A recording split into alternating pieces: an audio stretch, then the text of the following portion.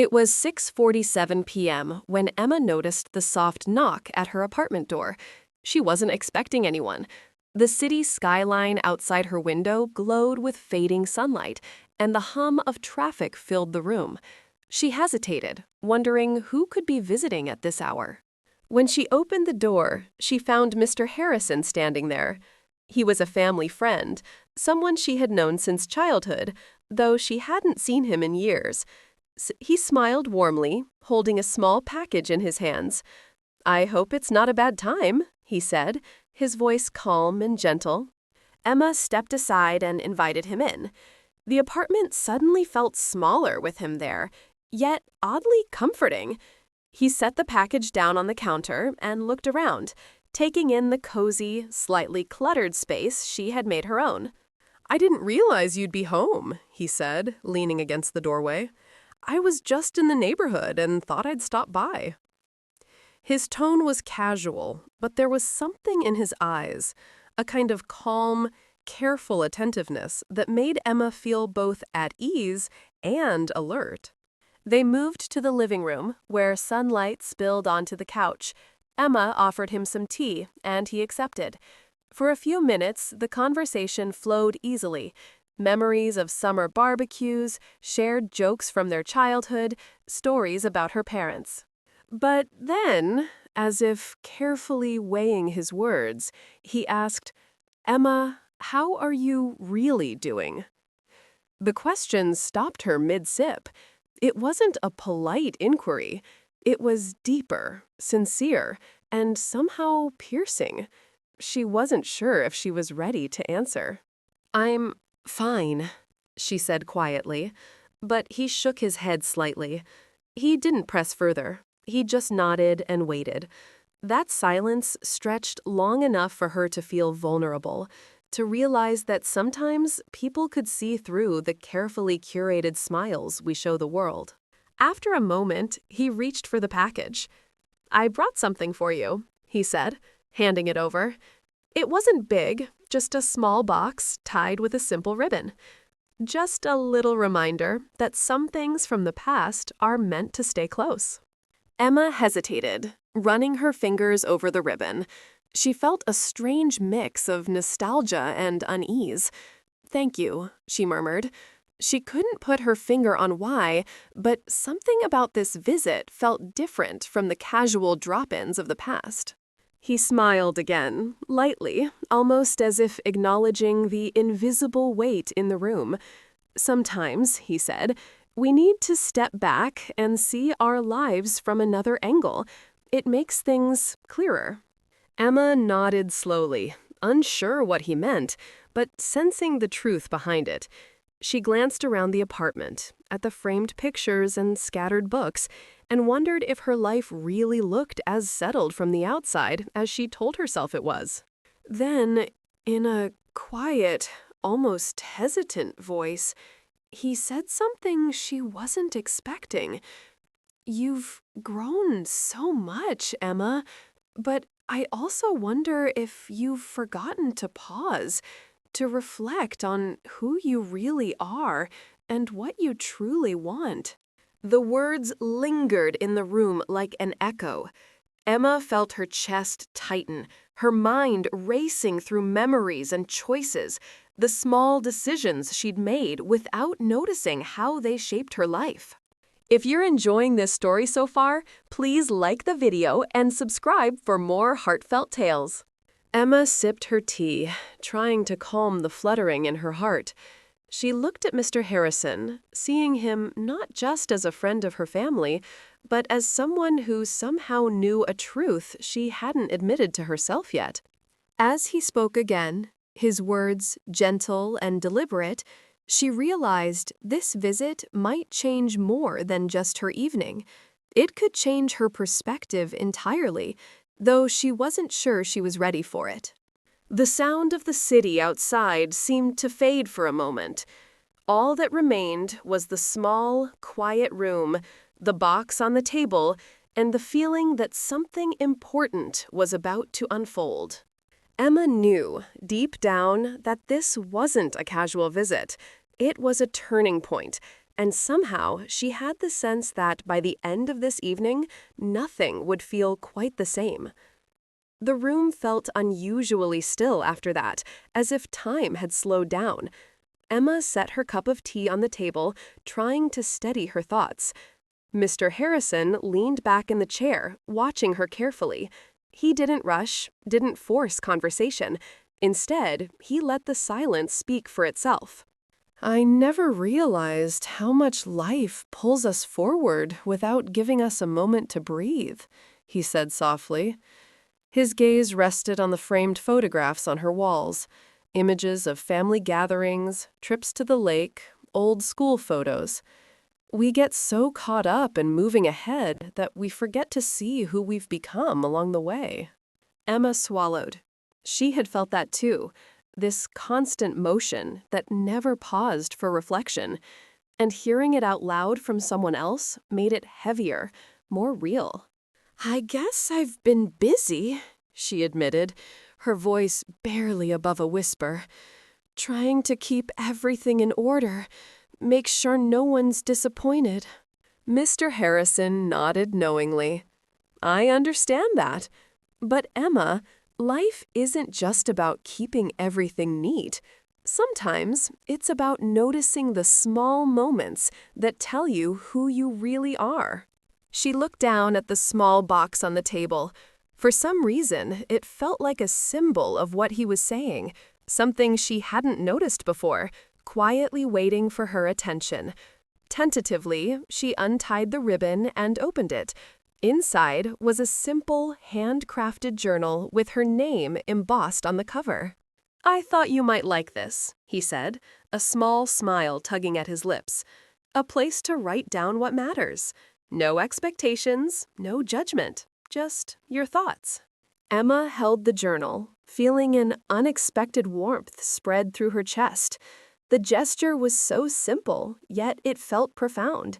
It wasn't a gift of money or advice, it was a gift of space, a reminder to slow down and reflect. She opened the first page, hesitating before writing anything. "It's perfect," she whispered. "Thank you." "You don't have to write anything now," he said, shaking his head lightly. "Just having it, knowing it's here, can be enough. But when you're ready, it will be waiting." The apartment felt cozier than before, but the weight of his presence lingered. Emma felt a strange mix of comfort and unease, like standing on the edge of a decision she hadn't realized she needed to make. They sat in silence for a few more minutes. Outside, the city lights began to twinkle, casting patterns across her floor. She glanced at Mr. Harrison, noticing how his calm demeanor contrasted with the whirlwind of thoughts inside her head. "You've always had a strong sense of responsibility," he said, finally, breaking the silence. "But strength isn't just about holding everything together. It's also about knowing when to let go, when to let yourself be." Emma's fingers traced the edge of the journal. His words sank in slowly, unraveling the tight knot of stress and self-expectation she had carried for years. She realized that, somehow, this conversation had touched something deeper than she had expected. "Do you ever feel lost?" she asked, almost without thinking. Her voice was hesitant, vulnerable. "Sometimes," he admitted, "even when life looks orderly, even when we're surrounded by people who care, we can lose sight of ourselves. That's why it's important to pause, reflect, and sometimes talk to someone who sees us clearly." Emma felt a lump in her throat. He was looking at her, not as the young woman who had grown up in his friend's family, but as Emma herself, in all her confusion and hope. For a moment, she thought of all the small decisions she had made without considering their impact on herself, choices about work, relationships, even friendships, and she realized how often she had pushed aside her own feelings to keep everything else in line. "You make it sound so simple," she said, shaking her head with a faint, ironic smile. It's not simple, but recognizing it is the first step. And Emma, sometimes that first step comes from an unexpected place. She looked at him, feeling a strange pull of gratitude and trust. It was rare to meet someone who could calmly, gently make her see herself without judgment, and yet here he was, offering that clarity just by being present. The sun had fully set, leaving the apartment bathed in soft lamplight. Emma felt the tension in her shoulders begin to loosen, replaced by a quiet awareness that tonight could be more than just a visit. It could be a turning point. As they continued to talk about small things, childhood memories, favorite books, trivial stories of daily life, Emma noticed the journal still sitting on the table. It felt like a bridge between her past and her future. She realized that perhaps some moments were meant to linger, to nudge you gently toward reflection, to help you see what you had overlooked in the rush of living. And yet, even as she felt this new sense of clarity, a question began to form in her mind, one that she didn't have the answer to yet. The evening deepened, and the city outside turned into a mosaic of lights. Emma and Mr. Harrison had moved from the living room to the small balcony, where the crisp air brought a welcome relief from the warmth inside. She wrapped her cardigan tighter around her shoulders, watching him quietly, sensing that there was more he wanted to say. "You know," he began, leaning on the railing, "life isn't about following a straight line.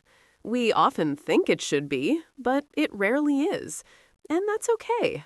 What matters is how we navigate the curves." Emma nodded, taking in his words. She thought about her own life, the choices she had made carefully, the ones she had avoided, the detours she hadn't even acknowledged. His calm presence made it easier to confront these thoughts without panic.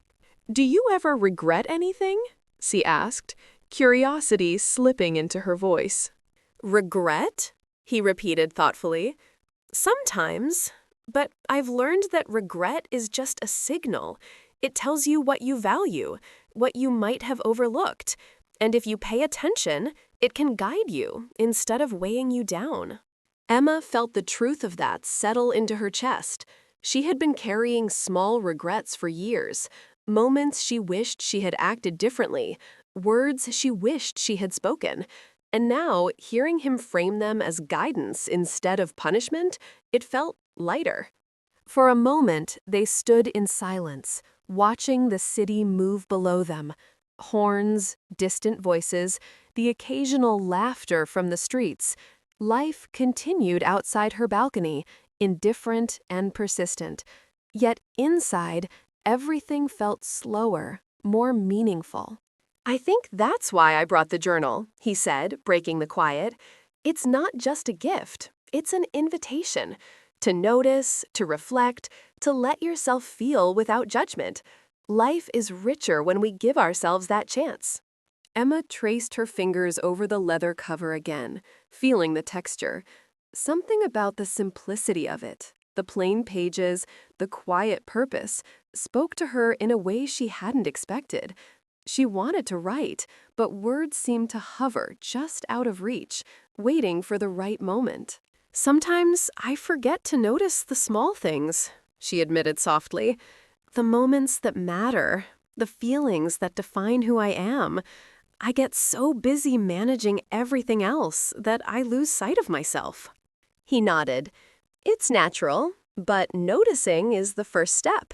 And you've started noticing tonight, haven't you?" Emma smiled faintly, though her eyes were still thoughtful. She realized he was right. The conversation, the quiet gestures, the thoughtful questions, they had shifted something inside her, something that had been dormant for years. For a long while, they didn't speak. The night air was cool, carrying the faint scent of nearby trees and distant rain. Emma felt a mix of calm and tension, a strange balance between knowing and not knowing what her next step should be. Then, unexpectedly, Mr. Harrison said, "Emma, can I ask you something a little personal?" She glanced at him, curiosity and caution mingling. "Of course," she replied. He paused, choosing his words carefully. "Have you ever felt like you were living someone else's expectations instead of your own life?" Emma's heart skipped a beat. She thought about her job, her family obligations, her carefully constructed routines. Everything had been measured and orderly, but deep inside, she knew she had sometimes sacrificed herself to meet what others wanted. "Yes," she admitted, her voice barely audible. I think I have." He nodded slowly, not judging, just listening. "That's more common than you think. But recognizing it, that's powerful. That realization can change how you approach every decision, every moment." Emma looked down at the journal again. It felt heavier now, not in a burdensome way, but with potential. Potential to chart her own path, to write her own story. She wanted to reach for it, to start, but a mix of fear and hesitation held her back. "It's not always easy," Mr. Harrison continued, his tone gentle. "Change rarely is, but the first step is awareness. You've taken that tonight, whether you realize it or not." Emma exhaled slowly, feeling some of the tension inside her loosen. She had spent years moving forward without reflection, and now, here in the quiet night, she understood that taking a moment to pause, to consider, was not wasted time. It was essential. As the conversation drifted into softer, more mundane topics, books, memories, music, Emma couldn't shake the quiet weight of his earlier words. They lingered in her mind, pressing gently but insistently. And then, as she reached for the journal, a sudden thought struck her, a question she hadn't considered before, one that might change everything if she found the courage to answer it. The night had grown deeper, and Emma felt the gentle pull of exhaustion. Yet, the conversation with Mr. Harrison left her restless in a thoughtful way. The city outside her window had quieted, leaving only distant hums of traffic and occasional footsteps echoing down the street. She sat at the small dining table, the journal open before her, fingers hovering over the blank page. Every nerve in her body urged her to write, but she didn't know where to begin. Mr. Harrison watched silently from the living room, offering a calm presence without a single push. "Sometimes the hardest part," he said softly, "is not the writing itself, but giving yourself permission to be honest, to be seen, even if only by yourself." Emma nodded. It sounded simple, but she knew it wasn't. Honesty required courage, the kind that made your chest tighten and your stomach churn. Yet, somehow, it also promised relief. She picked up the pen, her hand trembling slightly, and wrote the date at the top of the page. For a while, words came slowly. A memory here, a feeling there, fragments of thoughts she had buried. But as she wrote, the tension inside her began to ease. She realized she had spent so long managing impressions, fulfilling expectations, and suppressing her own needs that she had almost forgotten her own voice. Mr. Harrison didn't speak. He simply moved closer, sitting on the arm of the couch, watching her. His presence was steady, quiet, patient. It reminded her that reflection didn't need to be rushed. It could unfold gently, one thought at a time. After a few minutes, she paused, pen hovering. She looked up at him. "Do you ever wonder if we're capable of truly changing? I mean, really seeing ourselves and choosing differently?" He smiled faintly, as if the question was both familiar and profound. "All the time. But change isn't about perfection. It's about awareness and small steps. You've already started by noticing tonight. That's where it begins." Emma exhaled slowly. The journal now contained her scattered thoughts, but also a sense of possibility she hadn't felt in a long time. Something inside her shifted, an awareness that life didn't have to be rigid, that she could make choices guided by herself rather than just obligations. "You've given me more than I expected tonight," she said quietly, her voice tinged with gratitude. "I didn't know I needed this conversation until now." He shook his head. "You didn't need me, Emma. You needed yourself. I just helped you find the doorway." She smiled faintly, looking down at the page. A quiet hope had begun to grow, one that felt fragile but real. She realized that sometimes all it took was a calm presence, a gentle question, or a small gesture to spark a profound shift inside someone. Hours seemed to pass unnoticed. The journal grew heavier with her reflections, her fears, her quiet revelations. And as the clock neared 2 a.m., Emma felt the first real sense of clarity she had experienced in years. But just as she was beginning to feel settled, Mr. Harrison's expression changed slightly. There was a softness there, but also a shadow of concern. He leaned forward and spoke with a tone that made her heart tighten. "Emma, there's one more thing I need to ask, something important that you can't ignore. It's about a choice you'll have to make soon, whether you want to or not." Emma's stomach sank. She hadn't expected anything more tonight. She had felt safe, even comforted, in the calm flow of conversation. But now, the weight of his words made the room feel suddenly tense, like the air itself was holding its breath. "What do you mean?" she asked, though part of her already feared the answer. He hesitated, carefully considering each word. "Some doors only open once, Emma, and when they do, you'll need to decide if you step through or let them close. And I have a feeling that one of those doors is coming for you very soon." Emma's pulse quickened. The calm, reflective evening had shifted unexpectedly. She felt both excited and apprehensive, a mix of hope and fear she couldn't name. The journal sat on the table, a small symbol of the awareness she had gained tonight. But now it also felt like a reminder that awareness was just the beginning. The choices that followed would truly define her.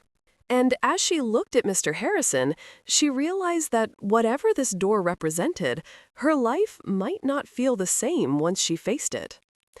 The night had grown quieter, the city lights twinkling like distant stars. Emma sat at her dining table, the journal open, her thoughts tangled between fear and anticipation. Mr. Harrison remained in the living room, a calm presence, but she could sense that he was waiting for her to speak, to act, to decide. "I think I understand what you mean," Emma said softly, her voice barely rising above the hum of the city outside. "There's something coming, a choice I have to make, but I don't know if I'm ready." He walked closer, his steps deliberate, steady. "No one ever feels fully ready, Emma. That's what makes it real. That's what makes it matter." She swallowed hard. She felt a swirl of emotions, hesitation, hope, doubt, and courage all mingling inside her. She realized that for the first time in a long while, the future didn't feel like a set path she had to follow. It was something she could shape, step by step. "Sometimes," he continued, "we wait for the right moment, thinking it will arrive perfectly. But the truth is, moments aren't perfect. We make them so by stepping forward." Emma closed her eyes, letting his words sink in. The journal lay in front of her, filled with reflections, memories, and small realizations. She realized that this was her doorway, the chance to choose with clarity, guided by herself, not by expectations or obligations. I think I need to step through, she whispered, almost to herself. Her hand hovered over the journal, then finally rested on it. It wasn't just a book anymore. It was a symbol of her own awareness and courage. Mr. Harrison smiled softly, a glimmer of pride in his eyes. That's all anyone can ask for, Emma. Awareness and action. The rest unfolds naturally. They talked for a while longer, quietly, sharing memories and small reflections. But the tension that had been lingering earlier had eased. Emma felt lighter, calmer, yet a deep sense of anticipation remained. She knew that tomorrow, or perhaps the next few days, would bring decisions she couldn't avoid. Finally, Mr. Harrison stood, preparing to leave. He picked up his coat, glanced back at her with a warm, steady gaze. Remember, Emma, the choices you make aren't just about right or wrong. They're about truth, your truth, and it's always worth pursuing. Emma nodded, feeling a strange mix of gratitude and quiet resolve. She walked him to the door, her heart beating steadily, the journal clutched in her hands. Outside, the night was cool and calm, the world unaware of the quiet transformation that had taken place in her apartment. "Thank you for tonight," she said, her voice firm but gentle, "for everything." He smiled one last time, tipping his head slightly. "Take care of yourself, Emma, and remember, you already have the strength you need." The door closed behind him, leaving her alone in the soft glow of her apartment. She placed the journal on the table, opened it to the first blank page, and took a deep breath. The choice ahead was still uncertain, but she felt ready. More than ready, perhaps. She knew one thing clearly. Life wouldn't feel the same after this night. She had faced her doubts, her hesitations, and she had glimpsed her own courage. And that realization alone was powerful enough to change everything. Emma sat there for a while longer, reflecting on the evening, feeling the quiet hum of life outside and the stillness inside. She realized that sometimes people come into your life unexpectedly, not to give answers, but to help you see the ones you already carry. And as she finally leaned back, closing her eyes for a moment, she felt a serene certainty. Whatever choice awaited her, she would face it with clarity, strength, and a newfound trust in herself. The night had been calm, but the transformation was profound, and Emma knew that this was only the beginning of a life lived with intention and awareness, a life shaped by her own choices and her own truth. The journal sat open on the table, a silent witness to her journey. And for the first time in a long while, Emma felt that the future was hers, not as a burden, but as an opportunity. Her heart was calm, yet full of hope, as she whispered softly to herself, "I'm ready." The night outside remained still, but inside, a quiet revolution had begun.